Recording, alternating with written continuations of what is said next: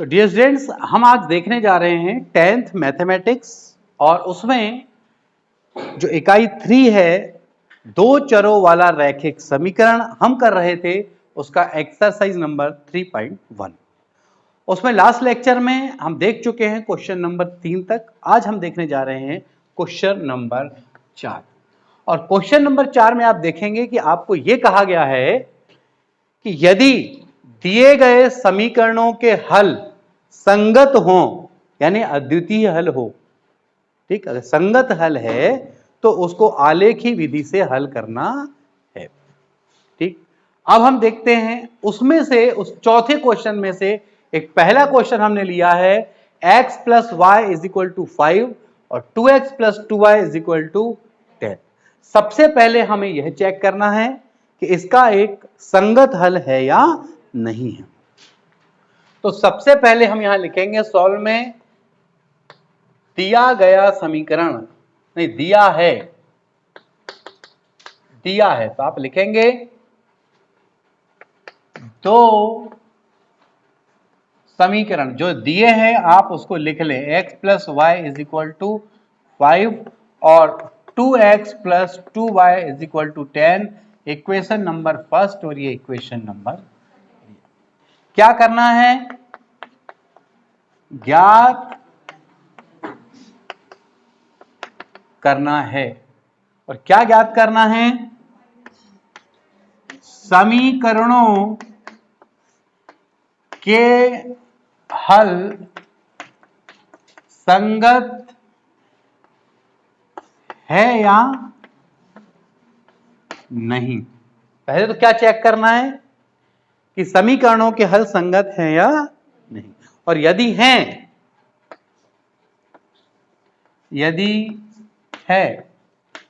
तब आलेखी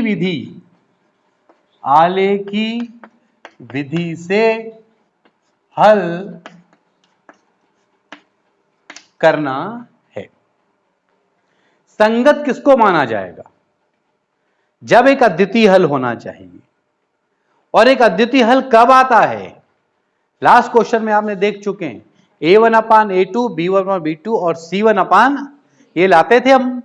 अगर पहले कट का चिन्ह आ गया तो आओ हम चेक करें कि ऐसा होगा या नहीं होगा। अब यहां से यहां लिखेंगे दिए गए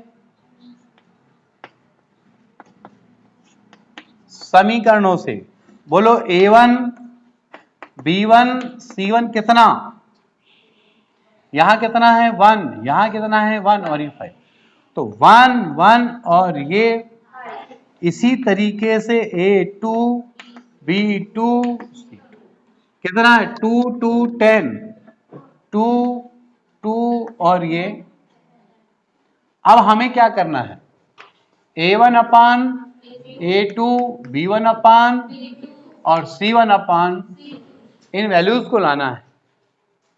तो हम देखें कि a1 अपान a2 यानी कितना, यहीं से दिख रहा है 1/1 और ये 5/5 एकम 5 5 दूनी 1/2 1/2 1/, इसका क्या मतलब हुआ?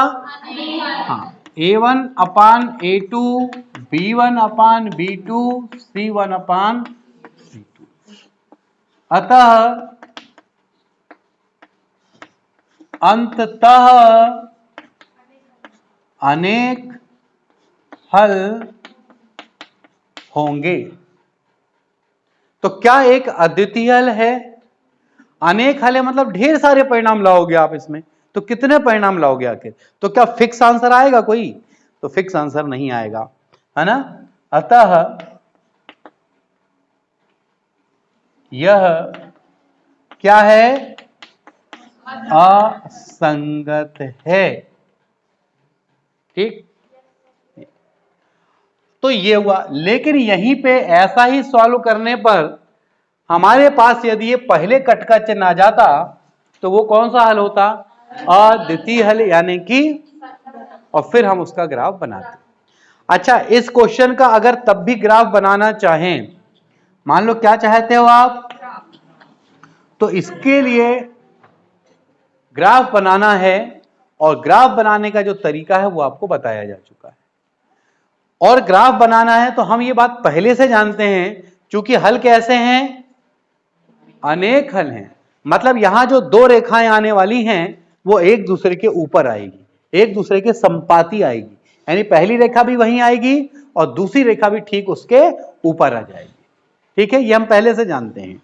तो इसमें रेखाएं कैसी प्राप्त होने वाली हैं, संपाती, ये बात हम पहले से जानते हैं। अब ग्राफ बनाकर देखेंगे कि क्या वास्तव में ऐसा होगा, तो वो ग्राफ के माध्यम से देखते हैं जो अपना अगली स्लाइड में चलेगा।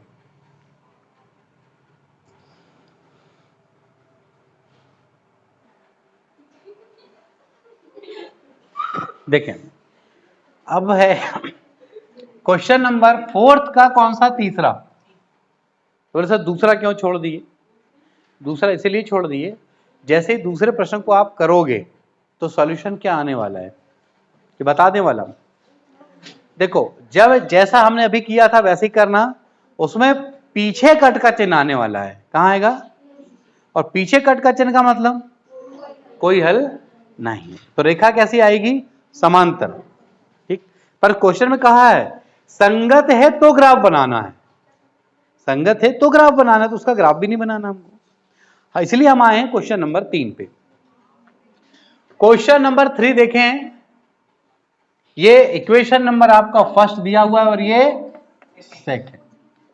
दो समीकरण कौन से दिए हैं, ये देखें, 2x धन y ऋण 6 बराबर, और ये वाला आ जाओ 4x ऋण 2y ऋण 4 बराबर 0। अब बताओ कि यहां पे क्या ज्ञात करना है, समीकरणों के हल संगत हैं या, और संगत है तो उनको हल करना। अब देखो a1 कितना है बोलो, 2, b1 और ये ऋण 6, ये यहां पे 4, ये ऋण और ऋण, क्लियर।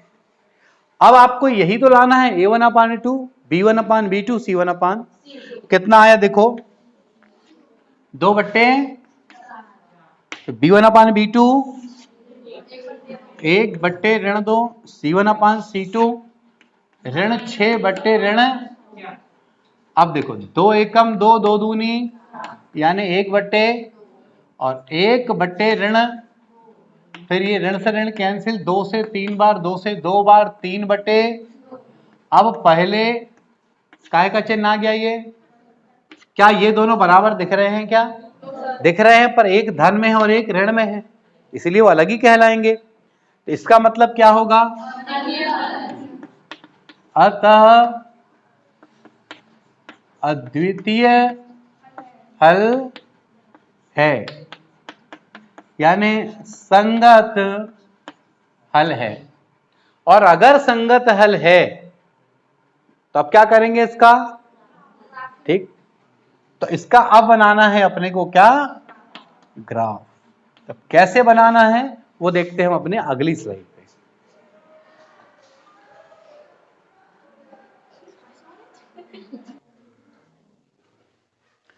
अब हम देखते हैं कि इस क्वेश्चन में ग्राफ कैसे बनेगा, ठीक है, क्योंकि संगत है, बात तो हम प्रूफ कर चुके हैं। अब हम देखते हैं यहां पर ग्राफ बनाने के लिए समीकरण एक एक करके लेते हैं, ठीक है। हम यहां लेंगे सबसे पहले समीकरण 1 से, ले लो 2x + y - 6 = कितना हो गया। आपको क्या लाना है बताओ, मतलब बाकी जो कोई काम है बाकी को धक्का मुक्की करके बाहर भगा दो उस साइड, यानी क्या कर दूं, यहां पक्षांतर, y को वहीं रहने दो, ये ऋण वाला वहां जाएगा तो क्या हो जाएगा, और जो धन वाला गया वो, तो इसका मतलब y = 6 माइनस, अब इस x का हम अपनी मर्जी से रखते थे, आप x = 0 रखने पर, तो y = 6 ऋण 2 गुणित 0, तो y बराबर 6 ऋण 2 शून्यम, तो कितना आ गया, तो y का मान क्या आया, पर कब, जब x बराबर, यानी एक हम यहां ब्लॉक बना लेते हैं, ये x और ये y, जब x 0 था तो y, इसका मतलब पॉइंट कितना हो गया, 0। अब x की वैल्यू कितनी रखें, x इज इक्वल टू 1, तो y is equal to 6 minus into 1, y is equal to 6 minus 2, y is equal to 4, तो 1 रखा तो कितना आया, 1 4। तो यहां लिखेंगे अतः समीकरण 1 से प्राप्त बिंदु कितने हैं, 0 6 व 1 4 है। यहां तक कोई कंफ्यूजन? अब हम क्या लेके चलेंगे, इसी तरीके से समीकरण 2 से, तो ये देख लो 4x minus 2y minus 4 is equal to, आपको क्या चाहिए, रहने दो वहीं, तो ये हो गया ऋण 2y बराबर, ये ऋण 4 वहां गया तो क्या हुआ, ये धन वाला गया तो क्या हुआ, इसका मतलब माइनस 2y बराबर क्या हो गया, 4 माइनस 4x। कोई तकलीफ, ये ऋण 2y, क्या इसमें से 2 को कॉमन निकाल सकते हो, तो 4 क्या बन जाएगा, 2, और ये क्या बन जाएगा, ये भी, इस 2 से 2, माइनस y बराबर 2 ऋण, इस ऋण y को रहने दो, इसको आप पलटा दो, जैसे 2 ऋण 2x है तो आप कर दो 2x ऋण 2, इससे सामने एक माइनस निकलेगा। कभी भी माइनस अगर बीच में हो, पलटाना है तो क्या होता है, पलटा दो पर सामने क्या निकलेगा, ये माइनस से माइनस, तो y is equal to 2x minus, चलो अब x बराबर क्या रखो, 0 रखने पर, तो y बराबर कितना देखो, 2 गुणित 0 ऋण 2, तो y बराबर 2 शून्यम शून्य, तो y बराबर कितना आ गया, ऋण, कोई तकलीफ हमें,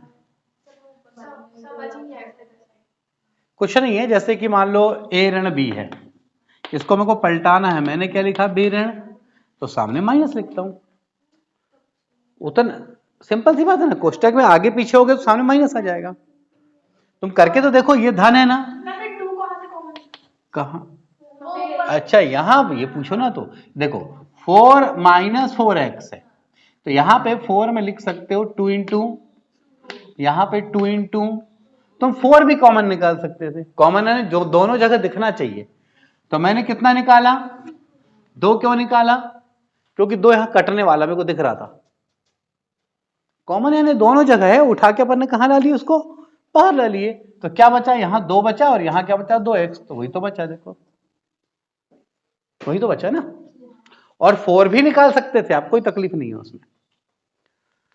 अब देखो x बराबर 0, अब क्या करना है, x बराबर 1 रखने, तो रख देते हैं हम, देखो y बराबर 2 गुणित 1 ऋण 2, यानी 2 ऋण 2, इसका मतलब कितना आया, तो हमारे पास ब्रैकेट में क्या आया, अब हम ये देखेंगे कि ब्रैकेट में क्या आया, यहां एक्स वाई, जब हमने x 0 रखा और क्या रखा हमने, जब हमने x 0 रखा था तो y की वैल्यू कितनी आई थी, -2, और जब हमने 1 रखा तो कितनी आई, तो ये कौन से समीकरण से, समीकरण 2 से प्राप्त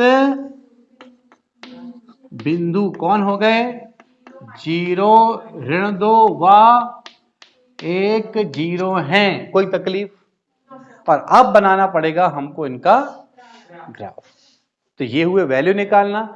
एक बात और, अगर कोई स्टूडेंट कंफ्यूज हो रहे हो यहां पे, जैसे समीकरण 2 लिया ना मैंने, यहां पे जो प्रोसेस किया, आप चाहो तो ऐसी कोई प्रोसेस ही मत करो, डायरेक्ट आप वैल्यू कहां रख सकते हो x की, इस समीकरण को उठा के डायरेक्ट x की वैल्यू कितनी रख सकते हो आप, 0 1 2 जो तुमको रखना है, डायरेक्ट भी। अब किसी को लगता होगा सर डायरेक्ट वाली बात नहीं समझ आ रही, एक आध ऐसा करके बता दो कोने काने में तो शायद अच्छा हो जाए, तो बता भी देता हूं। ये जो प्रोसेस किया हूं मैंने, यही चीज कर रहा हूं, लेकिन ये पूरी प्रोसेस नहीं कर रहा मैं कैसे कर रहा हूं वो देखो, रफली समझ लो। या फिर अगर उतना करना चाहो ये वाले प्रोसेस को देखो, इक्वेशन क्या था 4x माइनस 2y, देखो ये इक्वेशन था कौन सा समीकरण नंबर, आप x का मान डायरेक्ट कितना रखो 0, तो देखो 4 गुणित ऋण 2y ऋण 4 बराबर, ये 4 शून्यम कहानी खत्म। तो ऋण 2y इसका पक्षांतर कर दो तो क्या हो जाएगा धन 2 से ही कितनी बार कैंसिल, तो माइनस y बराबर, अब ये ऋण उधर चले जाएगा तो y बराबर कितना आ गया ऋण 0 रखा तो कितना आया, देखो वही तो आया। लेकिन एक बात बताऊं, यहां भी आपने वही काम किए हो, पक्षांतर किए कि नहीं बताओ। तो मैंने पहले क्या किया था, जो आपको अच्छा लगे, कोई तकलीफ नहीं है, आपको दोनों में उतने ही नंबर मिलेंगे, कहीं कोई तकलीफ नहीं है, आप कर सकते हो ऐसे ही। अब x बराबर कितना मान लो, यहां x बराबर 1 यहां मान के देखते हैं, देखो 4x माइनस 2y रफली है, समझ जाना। अब देखो x बराबर कितना मानना है मान लो आपको, तो देखो 4 गुणित 1 ऋण 2y ऋण 4 बराबर, तो 4 एकम ऋण 2y ऋण 4 बराबर, ये दोनों कैंसिल, ऋण 2y बराबर 0, तो y बराबर ऋण 2 कहां जाएगा 0 के, तो y बराबर कितना आ गया देखो, तो जब आपने 1 रखे तो कितना आया, तो 1 रखे तो 0। जिसको ये ठीक ठाक लग रहा हो वैसा कर ले, जिसको ये ठीक लगा हो वो वैसा कर ले, तरीके आपके पास दोनों बता दिए, जिसको जो बेहतर लग रहा हो।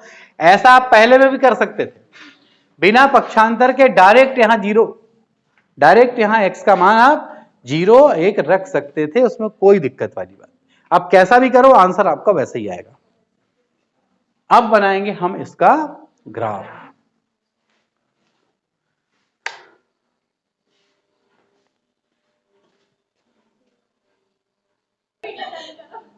देखिए अब हम ये देखते हैं कि हम ग्राफ कैसे, समीकरण 1 से जो पॉइंट प्राप्त हुए थे वो 0 6 और 1 4 था, और दूसरे से जो प्राप्त हुआ था वो 0 -2 और 1। अब स्टेप टू स्टेप, पहले 0 6 और 1 4, तो सबसे पहले क्या करें, आप पहले ग्राफ बनाओ। ये जो अक्ष है वो कहलाएगा x एक्सिस और ये अक्ष कहलाएगा y। x अक्ष में बाईं ओर धन, दाईं ओर धन, बाईं ओर ऋण, y में ऊपर धन नीचे, ये सारी बातें पहले हो चुकी। अब देखो 0 6 कहां है, ये x में 0 y में 6, तो x में 0 मत देखो, y में कितना आ गया 6, ये हो गया 0 6। x में 1 y में 4, ये x में 1 और y में 4, दोनों को लाओ ऐसे उंगली मिलाओ तो यहां के, इन दोनों को मिला दिया गया, और मिलाते समय आपको जो बताया चीटिंग, यहां पे पहले 2 पे पॉइंट बना दो। अब आओ अगला 0 -2, तो x पे 0 y पे -2, ऊपर जाओ कि नीचे जाओ, नीचे, ये है पॉइंट, ये -2, ये है 0 और फिर 1 0, x पर 1 और y पे 0, तो y पे 0 तो मत देखो, x पर कितना 1, ये x पर, ये क्या हुआ 1। अब देखो एक स्केल लेना और इस तरह से इन दोनों बिंदुओं को मिलाते हुए ऐसे चले जाना, गए, और ये कटान बिंदु मिला, संगत हल था, इसका मतलब प्रतिच्छेदी पॉइंट आएगा, तो आया, इससे यहां मिला, इससे यहां, जब नीचे मिलाए तो x पे कितना टच हुआ, जब यहां मिलाए तो y को कितने पे टच कर दिया, x का मान 2 और y का मान 2, ठीक है। तो ये आलेखी विधि से हमने देखा कि अगर संगत हल है तो कैसे उसका ग्राफ के माध्यम से एक हल, ठीक है।